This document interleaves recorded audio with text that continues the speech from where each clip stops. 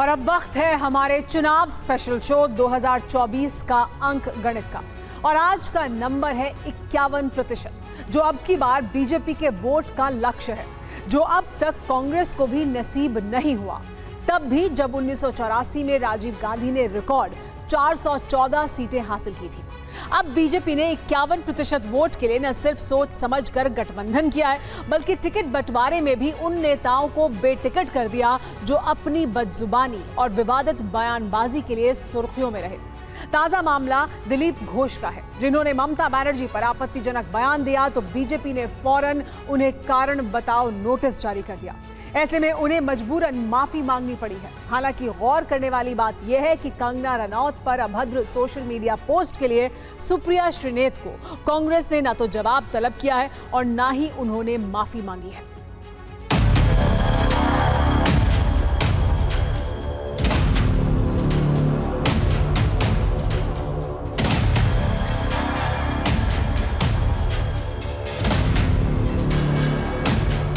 আমার বক্তব্য নিয়ে বিতর্ক প্রথমবার নয়, কারণ আমি যা ভনিতা করে অন্যায় করে তার সামনে বলি। এবারে আমি যে বক্তব্য রেখেছি মাননীয় মুখ্যমন্ত্রী, যার সঙ্গে আমার কোনো ব্যক্তিগত ঝগড়া নেই, বাংলা নিজের ভাইপোকে চায় বিহার ইউপি থেকে। দিদি গিয়ে গোয়াতে বলেন আমি গোয়ার মেয়ে, ত্রিপুরায় আমি ত্রিপুরার মেয়ে, হলে বাপ তো ঠিক করুন, ডাক্তার মেয়ে হওয়া ঠিক। दिलीप घोष हमेशा इस तरीके के भाषा करते रहते हैं, इस तरीके भाषा व्यवहार करते हैं, वाक्याएं बोलते हैं। इसलिए हम लोग ने कहा कि कुछ और सीवियर एक्शन होना चाहिए। पश्चिम बंगाल बीजेपी के पूर्व अध्यक्ष, पिछली बार मेदिनीपुर से निर्वाचित लोकसभा सांसद और अब की बार बर्धमान दुर्गापुर से पार्टी के उम्मीदवार दिलीप घोष, जिन्हें ममता बनर्जी पर आपत्तिजनक बयान देना महंगा पड़ा है। पहले बीजेपी ने कारण बताओ नोटिस जारी किया और अब चुनाव आयोग ने भी जवाब तलब कर लिया है। चुनाव आयोग ने दिलीप घोष ही नहीं, कांग्रेस नेता सुप्रिया श्रीनेत को भी कारण बताओ नोटिस जारी किया है। दोनों नेताओं से इलेक्शन कमीशन ने क्या कहा है और कब तक जवाब मांगा है, आपको ये दिखाएंगे। अभी आप पार्टी के नोटिस पर बीजेपी नेता दिलीप घोष की सफाई सुन लीजिए। আমার বক্তব্য নিয়ে বিতর্ক প্রথমবার নয়, কারণ আমি যা ভনিতা করে অন্যায় করে তার সামনে বলি। এবারে আমি যে বক্তব্য রেখেছি মাননীয় মুখ্যমন্ত্রী, যার সঙ্গে আমার কোনো ব্যক্তিগত ঝগড়া নেই, যার সম্বন্ধে আমার মনে কোনো ক্লেশ নেই, ক্লেদ নেই, কোনো দুর্ভাবনাও নেই, উনি যে রাজনৈতিক বক্তব্য বারবার দিয়েছেন লোককে আর বিভ্রান্ত করার জন্য, আমি তার প্রতিবাদ করে প্রশ্ন করেছি। প্রশ্ন হচ্ছে আমার ভাষা শব্দ প্রয়োগ নিয়ে বহু লোকের আপত্তি আছে, আমার পার্টিও বলেছে, অন্যরাও বলেছেন যে অসংসদীয়। যদি তাই হয় আমি তার জন্য দুঃখিত, কিন্তু আমি সঙ্গে সঙ্গে প্রশ্ন করব। दिलीप घोष हमेशा इस तरीके के भाषा करते रहते हैं, इस तरीके भाषा व्यवहार करते हैं, वाक्याएं बोलते हैं। इसलिए हम लोग ने कहा कि कुछ और सीवियर एक्शन होना चाहिए, क्योंकि एमसीसी कहता है कि पर्सनल अटैक्स वगैरह कोई नहीं कर सकता, रिलीजन के ऊपर कोई अटैक नहीं कर सकता। सभी बोल रहे हैं, सभी एमसीसी बोल रही है। तो इलेक्शन कमीशन के हाथों में है कि आप इसके विरुद्ध कोई कदम उठाइए, और लेकिन सख्त कदम उठाइए, क्योंकि ये शो कॉज में फिर कब उत्तर देंगे, फिर कब कदम कोई उठाएंगे, तब तक तो आधे से ज़्यादा इलेक्शन चला जाएगा। दिलीप घोष की जुबान से ममता बनर्जी के लिए जो निकला, इसके लिए उन्हें अफसोस है। उन्होंने क्या कहा था, एक बार फिर से उसे सुन लीजिए। বাংলা নিজের ভাইপোকে চায় বিহার ইউপি থেকে। দিদি গিয়ে গোয়াতে বলেন আমি গোয়ার মেয়ে, ত্রিপুরায় আমি ত্রিপুরার মেয়ে, হলে বাপ তো ঠিক করুন, ডাক্তার মেয়ে হওয়া ঠিক নয়। दिलीप घोष को बीजेपी की तरफ से कैसे सख्त लहजे में नोटिस जारी हुआ है, उसे भी जरा ध्यान से पढ़िए। पार्टी के राष्ट्रीय महासचिव और मुख्यालय प्रभारी अरुण सिंह ने लिखा है, श्री दिलीप घोष जी नमस्ते। आपका आज का दिया वक्तव्य अशोभनीय और असंसदीय है, जो भारतीय जनता पार्टी के परंपराओं के विपरीत है। पार्टी ऐसे वक्तव्य की निंदा करती है।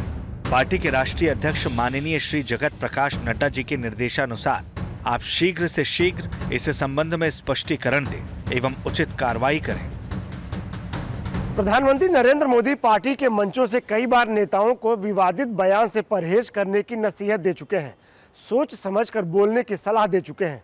लेकिन कुछ बड़बोले नेता हैं कि वो लक्ष्मण रेखा लांघने से बाज नहीं आते। वो विपक्षी दल के नेताओं पर कुछ ऐसा बोल जाते हैं जो पार्टी के लिए किरकिरी का सबब बन जाता है। ऐसे में 2024 के चुनाव में बीजेपी ने बड़बोले नेताओं को बेटिकट कर कड़ा संदेश दिया है। ऐसे नेताओं में प्रज्ञा सिंह ठाकुर का नाम भी शामिल है, जो 2019 में भोपाल सीट से लोकसभा सांसद चुनी गई थी। प्रज्ञा सिंह ठाकुर ने 27 नवंबर 2019 को लोकसभा में महात्मा गांधी के हत्यारे नाथूराम गोडसे को देशभक्त बताया था। बयान पर हंगामा बरपा तो 29 नवंबर 2019 को उन्होंने सदन में माफी मांग ली। वैसे ये पहली बार नहीं था जब प्रज्ञा सिंह ठाकुर ने गोडसे को देशभक्त कहा। 2019 लोकसभा चुनाव के दौरान भी उन्होंने ये गलती की थी, जिस पर प्रधानमंत्री नरेंद्र मोदी ने भी कड़ा एतराज जाहिर किया था। तब प्रधानमंत्री ने प्रज्ञा सिंह ठाकुर को मन से कभी माफ नहीं करने की बात कही थी। और अब 2024 के चुनाव में प्रज्ञा सिंह ठाकुर को बेटिकट कर बीजेपी ने उन्हें बड़बोलेपन की सजा भी दे दी है।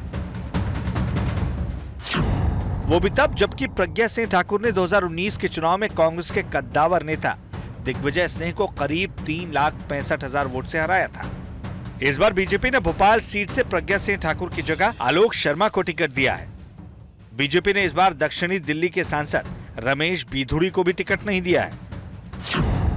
रमेश बिधूड़ी ने 21 नवंबर 2023 को बीएसपी सांसद दानिश अली के खिलाफ अमर्यादित शब्दों का इस्तेमाल किया, जिस पर विपक्ष ने हंगामा किया तो बिधूड़ी के बयान को सदन के रिकॉर्ड से सिर्फ हटाया ही नहीं गया, बल्कि लोकसभा अध्यक्ष ओम बिरला ने भी उन्हें भविष्य में ऐसे बर्ताव पर कड़ी कार्रवाई की चेतावनी भी दी। ये पहली बार हुआ है कि एक चुने हुए सांसद के खिलाफ इतनी अमर्यादित भाषा, इस तरीके की धमकी। मैं पूछना चाहता हूं, क्या आरएसएस की शाखाओं में, क्या प्रधानमंत्री नरेंद्र मोदी जी के नए भारत की प्रयोगशाला में कैडर को यही पढ़ाया जाता है? रमेश बिधूड़ी दिल्ली में बीजेपी के जमीनी नेता माने जाते हैं। 2 बार लगातार सांसद निर्वाचित होने से पहले वो 3 बार विधायक भी रहे हैं। 2019 के लोकसभा चुनाव में रमेश बिधूड़ी ने आम आदमी पार्टी के राघव चड्ढा को 3,67,000 वोट से हराया था। बावजूद इसके बीजेपी ने उन्हें बेटिकट कर 2024 के चुनाव में रामवीर सिंह बिधूड़ी को दक्षिणी दिल्ली से टिकट दिया है। बीजेपी ने दिल्ली के 7 सांसदों में से 6 को अब की बार टिकट नहीं दिया है। इनमें पश्चिमी दिल्ली के 2 बार के सांसद परवेश वर्मा का नाम भी शामिल है। परवेश वर्मा ने 2020 के दिल्ली विधानसभा चुनाव में विवादास्पद टिप्पणी की थी। उन्होंने कहा था कि अगर बीजेपी की दिल्ली में सरकार बन गई तो प्रदर्शनकारियों को 1 घंटे में साफ कर दिया जाएगा। इसके बाद 2022 में भी परवेश वर्मा ने एक भाषण में कहा था, आप उन्हें जहां भी देखें, यदि आप उनका दिमाग ठीक करना चाहते हैं, यदि आप उन्हें सीधा करना चाहते हैं, तो एकमात्र इलाज है उनका पूर्ण बहिष्कार। यदि आप सहमत हैं तो अपना हाथ उठाएं। परवेश के इस बयान को विपक्ष ने मुसलमानों से जोड़कर बीजेपी को बैकफुट पर जाने को मजबूर कर दिया था। परवेश वर्मा ने 2019 के चुनाव में कांग्रेस के महाबल मिश्रा को 5,78,000 वोट से हराया था। बावजूद इसके बीजेपी ने 2024 के चुनाव में परवेश वर्मा को बेटिकट कर कमलजीत सहरावत को टिकट दिया है। बीजेपी ने लोकसभा चुनाव के लिए अब तक 405 उम्मीदवारों के नामों का ऐलान किया है। इनमें से अब तक 101 सांसदों के टिकट कट चुके हैं। जिनके टिकट कटे हैं उनमें से अधिकतर नेता ऐसे हैं जो अपने आपत्तिजनक बयानों से पार्टी को असहज कर चुके हैं। इसीलिए 2024 के चुनाव में बीजेपी ने ऐसे नेताओं से किनारा करना ही बेहतर समझा है। बीजेपी ने नई दिल्ली सीट से मीनाक्षी लेखी का टिकट भी काट दिया है। ऐसे में उनके विवादित बयान पर गौर करना जरूरी है। जुलाई 2021 में मीनाक्षी लेखी ने प्रदर्शनकारी किसानों को मवाली कह दिया था, जिस पर हंगामा हुआ तो उन्हें सफाई पेश करनी पड़ी। मेरे शब्दों को, जो कि प्रेस बिल्कुल विभिन्न विषय पर थी, उसको तोड़ा मरोड़ा गया है, लेकिन बावजूद उसके अगर मेरे शब्दों को और जिन शब्दों को किसानों के साथ जोड़ा जा रहा है, मैं किसी को उससे अगर तकलीफ पहुंची है, ठेस पहुंची है किसी की भावनाओं को, तो मैं उन शब्दों को वापस लेती हूँ। 2019 के चुनाव में मीनाक्षी लेखी ने कांग्रेस के अजय माकन को 2,56,000 वोट से हराया था। लेकिन इस बार उन्हें बेटिकट कर बीजेपी ने बांसुरी स्वराज को टिकट दिया है। बीजेपी ने विवादित बयानों से पार्टी के लिए मुश्किल खड़ी करने वाले दक्षिण भारत के कई लोकप्रिय नेताओं को भी बेटिकट कर दिया। इनमें कर्नाटक की उत्तर कन्नड़ सीट से सांसद अनंत कुमार हेगड़े भी शामिल हैं। उन्होंने 10 मार्च को कहा था कि अगर एनडीए को 400 सीटें मिलती हैं तो संविधान बदल दिया जाएगा। इस बयान ने बीजेपी के खिलाफ विपक्ष के उस नैरेटिव को नई धार दे दी जिसमें मौजूदा सरकार पर बहुमत के बूते संविधान बदलने के आरोप लगाए जाते हैं। अनंत कुमार हेगड़े इस्लाम और मस्जिद के खिलाफ भी विवादित बयान दे चुके हैं। ऐसे में पार्टी ने 6 बार के सांसद अनंत कुमार हेगड़े को 2024 के चुनाव में टिकट नहीं दिया। 2019 में अनंत कुमार हेगड़े ने जेडीएस के आनंद असनोटीकर को करीब 4,80,000 वोट से हराया। बावजूद इसके बीजेपी ने इस बार अनंत कुमार हेगड़े की जगह विश्वेश्वर हेगड़े कागेरी को उत्तर कन्नड़ सीट से टिकट दिया है। बीजेपी ने कर्नाटक के दक्षिण कन्नड़ सीट से मौजूदा सांसद नलिन कुमार कटील को भी टिकट नहीं दिया है। नलिन कुमार कटील ने 2023 के विधानसभा चुनाव में कहा था, इस राज्य में आप टीपू के बच्चों या भगवान राम और अंजनेय के भक्तों की शपथ लें। मैं आपसे पवित्र शहर अंजनेय में ये सवाल पूछ रहा हूं कि जो लोग टीपू से प्यार करते हैं उन्हें इस भूमि में नहीं रहना चाहिए। केवल वे जो राम भजन गाते हैं वही यहां रहने चाहिए। कर्नाटक विधानसभा चुनाव में बीजेपी की करारी हार हुई। तब कटील ही प्रदेश अध्यक्ष थे। ऐसे में उन्होंने इस्तीफा दिया और अब पार्टी ने लोकसभा का टिकट भी नहीं दिया है। नलिन कुमार कटील ने 2019 में दक्षिण कन्नड़ सीट से कांग्रेस के मिथुन एम राय को करीब 2,75,000 वोट से हराया था। लेकिन इस बार बीजेपी ने इस सीट से नलिन कुमार कटील की जगह कैप्टन ब्रजेश चौटा को टिकट दिया है। कांग्रेस में भी ऐसे बड़े बयानबाजों की कमी नहीं है जो पार्टी को अपने बयानों से मुश्किलों में डालते रहे हैं।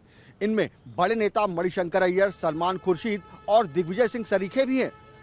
मणिशंकर अय्यर और सलमान खुर्शीद को तो पार्टी ने इस बार टिकट नहीं दिया, लेकिन दिग्विजय सिंह मध्य प्रदेश के राजगढ़ से चुनावी मैदान में हैं। ताजा मामला कांग्रेस प्रवक्ता सुप्रिया श्रीनेत के आपत्तिजनक सोशल मीडिया पोस्ट का है, जो उनके इंस्टाग्राम अकाउंट से कंगना रनौत के खिलाफ किया गया। हालांकि बाद में उन्होंने पोस्ट डिलीट कर दिया, लेकिन अब बीजेपी ने इसे बड़ा मुद्दा बना दिया है। पहले राहुल गांधी जी ने कहा हम शक्ति के खिलाफ लड़ेंगे, ये सोच कांग्रेस की दिखती थी।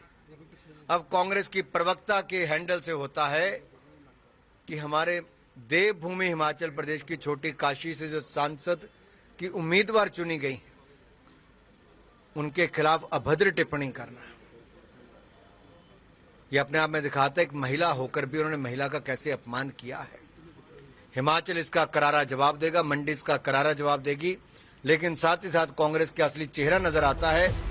बीजेपी ने सुप्रिया श्रीनेत की शिकायत चुनाव आयोग से की, तो अब आयोग ने उनसे 29 मार्च शाम 5 बजे तक जवाब मांगा है। कंगना रनौत के खिलाफ आपत्तिजनक सोशल मीडिया पोस्ट पर सुप्रिया श्रीनेत सफाई पेश कर चुकी हैं। अब चुनाव आयोग ने उनसे अगले 2 दिन में जवाब मांगा है। ऐसे में देखना यह होगा कि अपनी सफाई में अब तक माफी शब्द से परहेज करने वाली सुप्रिया चुनाव आयोग के सामने माफीनामा पेश करती है या फिर नहीं। कंगना रनौत के खिलाफ सुप्रिया श्रीनेत के बयान पर देश की मशहूर अभिनेत्री और बीजेपी सांसद हेमा मालिनी ने भी गहरी नाराजगी जताई है। मैं पहले कंगना रनौत को बहुत बहुत बधाई देती हूँ। Congratulations Kangana for coming into politics and wish you all good luck, best of luck for you. And वो बहुत ही अच्छी कलाकार है एंड वेरी वंडरफुल गर्ल, और उसने अकेला होकर सब पूरा इंडस्ट्री के साथ इतना लड़ाई की, मतलब अपने इसके लिए, अस्तित्व के लिए। But she is, I am sure that she will do very well in politics also. जिसने जो भी कहा है वो बहुत ही गलत कहा है, ऐसा बोलना नहीं चाहिए। अभी तो 2024 का चुनाव शुरू हुआ है, भाषणों की असली भिड़ंत अभी बाकी है।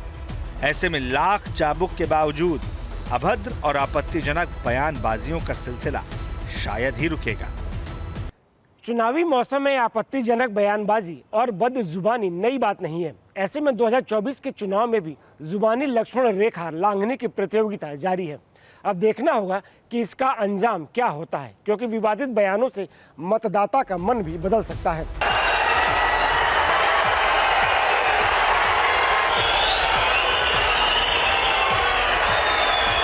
खुद प्रधानमंत्री नरेंद्र मोदी हाल ही में अपने खिलाफ अपशब्दों का अंक गणित बता चुके हैं। उनके अनुसार विपक्षी नेता उन्हें 104 गाली दे चुके हैं। ऐसे में सवाल ये कि जैसे 2014 और 2019 में विपक्ष ने नरेंद्र मोदी पर अमर्यादित टिप्पणी कर बीजेपी की राह आसान की, क्या 2024 में ये सिलसिला जारी रहेगा? Bureau report, TV9 Bharatvarsh.